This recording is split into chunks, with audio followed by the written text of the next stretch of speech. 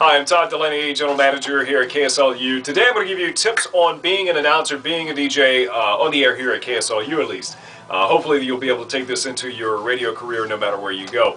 A couple of things. So first off, if you have a shift, you always want to be here basically 15 minutes before your shift if possible. That way you can do some show prep and find out exactly what's coming up on the log, what music you're going to be playing, and other programming issues that might come up as well. For example, if you have a remote broadcast or an athletics game, football, basketball, baseball game that's going to be coming up, you want to be aware of it and prepare for that and talk knowledgeably about it as well. So in that case, you're going to do some show prep. That's basically doing a lot of research on all the artists, musicians, the athletics games that might be coming up. Also read the newspaper and get an idea of what's going on locally in the local area so that you can talk knowledgeably. And if you're leaving, you don't want to leave before your scheduled shift. So if you're scheduled to be here from 12 o'clock until 3 o'clock, then be here until 3 o'clock. Don't do your last break at 2:55 and head out. That 5-minute window is really important. So you can have phone calls, all kinds of different things that happen. And it's a job, so be here for the entire shift. Also, during your breaks, always wear your headphones. Make sure that you get decent headphones that go over the ear. I've had at times people call me up and say they got feedback on the air, and that's because their headphones were too loud. The mic was picking up what they were listening to, and it would create some feedback. So make sure that you're at a decent level. Also, you can wear earbuds. Earbuds are okay, but I like to wear over-the-ear earphones. That really works out pretty well.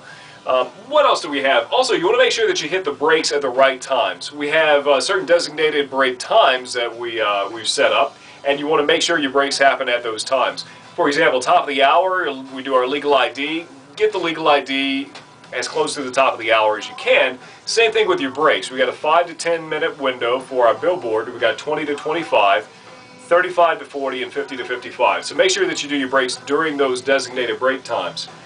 There's a lot of rationale, reasoning, and programming that goes into that strategy. Just know that you need to be doing it at those times. So I don't want to hear you doing your break at 15 minutes past the hour, 30 minutes past the hour, 45 minutes past the hour. Do them during the designated break times. Your audience comes to expect that, and if they're getting ready in the morning and they hear you do a break, they may think it's a different time than it actually is. Right now I need to go on the air, so I'm going to set my mic. You should always set your mic at least 30 seconds before you go on the air. I'm going to take it out of automation, put it in manual. And I'm coming out of every morning.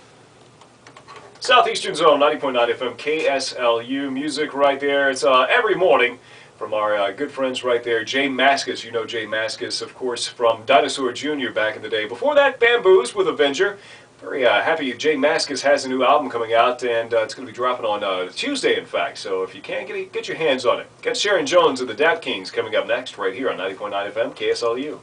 KSLU events through Wednesday, July 30th. All right, so there you go. Did my break, and now I'm going to put it back into automation and turn it down. So there you go. Again, keep in mind, I use my headphones throughout the entire break. I'll pop it off right there and still have the other ear over here, just so I can hear what's going on in the room, and I'm not completely isolated. That helps if I subtly hear the telephone ring or somebody might be coming down the hall, so I want to be aware of that. Microphone as well. Very important to make sure that you place your microphone well before you're about to turn it on, and that's because these springs right here vibrate if you don't have it set. And you touch the microphone and all this kind of stuff, it sounds like the world's ending. Don't make the world end for your listeners. Just go ahead and set that microphone well before you're about to do your break. And again, don't touch the microphone once it is set. So that's really important. And we're back. Different day, different wardrobe, different setup. But here we go. We'll continue where we left off. I want to let you know that dead air is unacceptable. Basically, you never want to have any silence on the radio station. So make sure that you're always playing something. And one of the common things that I see all the time is that people leave the auto manual button in manual. Whenever they finish a break, they forget to put it back into automation, and it'll stop right after the song finishes. And sometimes it'll sneak out, go to the bathroom, something like that. The song finishes, and nobody's here to push the next button to fire off the next song. So always make absolutely sure that you're in automation before you leave the booth at any time. So keep that in mind. Check your language at the door. There's too many times that I've heard many stories of people getting fired because they didn't realize the mic was turned on. So they're talking to their girlfriend, boyfriend, whoever it is, and they said some pretty inappropriate things on the radio inadvertently. Always act as if your grandmother's in the room with you. So whenever you step foot in the production room, in the studio, in the control room, wherever it is, check your language, make sure that whatever you say passes the grandma test. So if your grandma is hearing it, would you be okay with that? And 9 times out of 10, that's gonna do you pretty well. Going back to dead air, if you ever have a situation where you've been off the air, where you did have a long period of dead air for some reason, for example, the transmitter cuts off and the generator takes a little bit of time to get it back on the air, you go turn it on like more than a minute or something like that. You always want to do a legal ID, and that acts as a good transition between dead air and the rest of the programming. So keep that in mind. Use that legal ID wisely as a good transition, a segue from those situations where you did have dead air, off the air, whatever it is, back into programming. Make sure that your legal ID plays at the top of the hour, as close to the top of the hour as possible, that natural break. So maybe your last song comes down maybe within a 1 minute window of the top of the hour. So at 59 to 1 minute past the hour, that's a pretty decent window to have that legal ID play. What I don't like to see is a song continuing to play at say 1 minute past the hour, and then somebody starts another song, and then the legal ID plays after that. That doesn't work very well. The FCC doesn't like that. They say that at a natural break, closest to the top of the hour, is when the legal ID needs to fire off. So try to keep it within that 2 minute window between 59 and 1 minute past the hour. You can manage the time by inserting songs into that last spot of the hour. So the last song that you play in that hour, you can adjust that. We give you that flexibility to be able to hit that legal ID at the top of the hour as close as possible. Also, know your audience as well and talk to them. You want to be conversational and talk to your audience as if they're a friend, and you're introducing them to some new music, some great music, and you're sharing it with them, and that establishes some credibility. And of course, you also want to promote audience participation as well. So ask them to call up 549-5758-549-KSLU and give you some feedback. If they don't want to, they're not calling in requests, ask them what their opinion is about a song that's playing. Ask them to shoot you an email, send a text, record the phone call and play it back on the air. That audience participation, it's kind of a positive feedback loop. When somebody hears himself on the air, they say, oh, that's kind of cool, I'd like to do that again. Or somebody else is listening and say, oh, that's really cool, they're putting people on the air, that's pretty great. Basically, you want to establish that dyad, that conversation with the audience. So you want to have that, not just you spouting off a monologue, but you want to have the audience giving some feedback back as well and getting that on the air. You also want to have something good to say. Whenever you open up the mic, there better be a reason for you to turn that mic on. We start you off with writing out your breaks in this very simple, formulaic kind of break structure where we have, you say, oh, that was music from Jack White, and coming up next we have Tweety. Okay, that's fine to start things off, but very soon after you master that, you get the basic skills down, start thinking about your breaks and incorporating some other information into your breaks. Because again, there needs to be a reason for you to turn that mic on and stop the music. People tune in for the music, and you better have a really good reason for your break to come up and for your voice to come on. You better have something important to say, and you should do that for each and every break. That's going to establish credibility, and that's going to keep your listener continuing to listen to us and to you, and that's really important to build audience credibility and build your audience in general. Speaking of that credibility, you want to speak like you're talking to a good friend, and I think I mentioned that a little bit earlier, but talk like you're talking to a good friend. Be very conversational, like you're just kind of having a conversation with a good friend. You don't want to put on that radio voice like, hi, I'm on the radio. Now we're going to play some really great music. That's really kind of off-putting to your audience, so you really can't identify with people like that. If you walked into a room and somebody said, hi, it's very good to meet you, and you think they're going to sell you a car or something. Be very conversational, be very natural, and that's usually the best way to go about being an announcer, at least at this radio station. Your other radio stations, they might have different stipulations, but at least for us, we're introducing people to new music, we're breaking new music first, and that's basically what our focus is. So we want to be able to kind of establish that credibility and establish that relationship with our audience. You should also know how to pronounce everything. So even if you're kind of uncertain about it, you should find out. And one of the best ways to do that, we have a pronunciation guide. If you go to our K Drive, we have a pronunciation examples list right here. So all of these tracks are all listed right here for you, how to pronounce these different artists' names. The Avett Brothers. So there's how to pronounce the Avett Brothers. If the Avett Brothers wasn't on there, you could always go to YouTube as well. That's how I find a lot of my stuff, is YouTube, type in interview Avett Brothers. 9 times out of 10, you are going to find a video where somebody sits down, talks with the Avett Brothers, and the interviewer says, all right, hey, I'm here talking with the Avett Brothers today. Now you know how to pronounce the Avett Brothers. So always find out how to pronounce something before you go on the air with it. And if you don't have anything listed, there's nothing listed on YouTube, call somebody, find out. If you don't know, avoid it if you can. Anyway, a couple of different techniques to kind of get around that and kind of go between the horns if it comes to that. But you need to really establish that credibility. And part of credibility, a lot of credibility, comes with being able to pronounce the names right.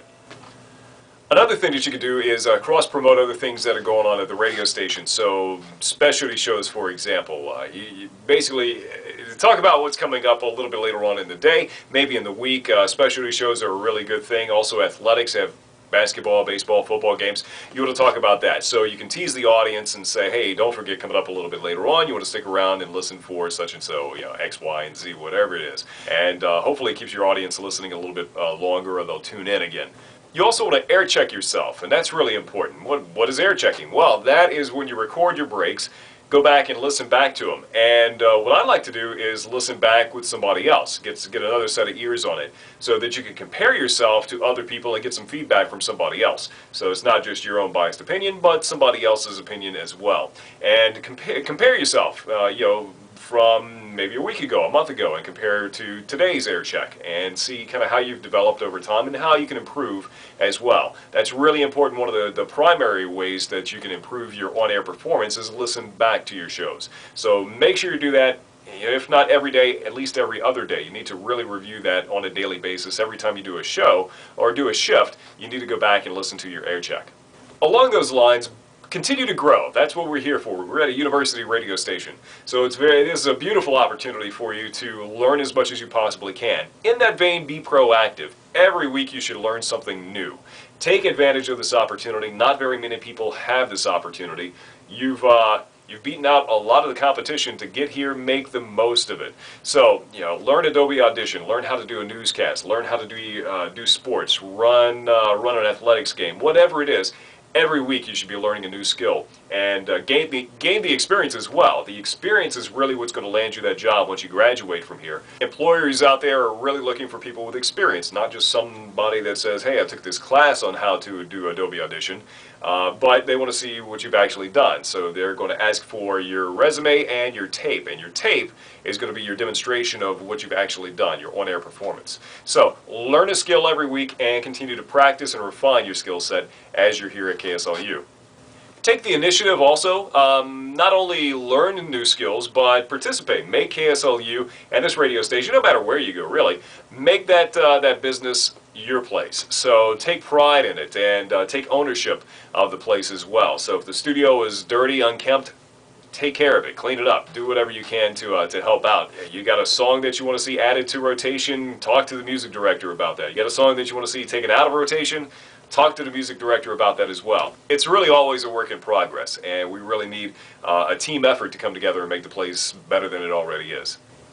Going back to your audience, you always want to treat the callers and guests with the utmost respect. Your listeners are the reason that you're on the air. So anytime that they call up, they might be complete wackos, and that's okay. But they're one of the main reasons that we're on the air.